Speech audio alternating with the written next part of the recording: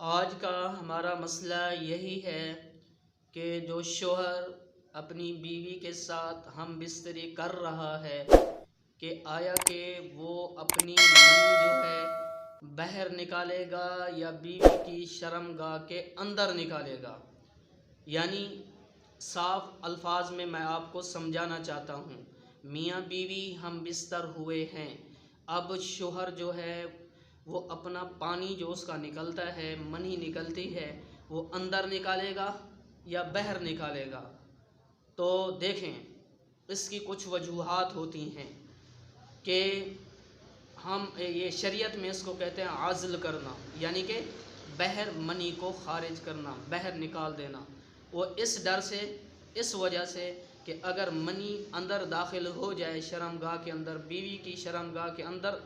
اس کا دخول ہو جائے تو پھر حمل کا خدشہ ہوتا ہے۔ تو یہ تب عمل کیا جاتا ہے کہ جب حمل سے جو ہے میاں بیوی بچنا چاہتے ہیں، احتیاط کرتے ہیں۔ بعض اوقات ایسا بھی ہوتا ہے کہ بیوی کے بیمار ہونے کا خدشہ ہوتا ہے، وہ ایسی یعنی کہ کمزور ہوتی ہے، اتنی دبلی ہوتی ہے اور اس کا خون نہیں ہوتا، ڈاکٹر کہتے ہیں کہ اب احتیاط کرو، تو اس وقت بھی جو ہے عزل کرنا یعنی کہ مادہ منویہ کو باہر خارج کرنا یہ جائز ہے۔ اور دوسری صورت میں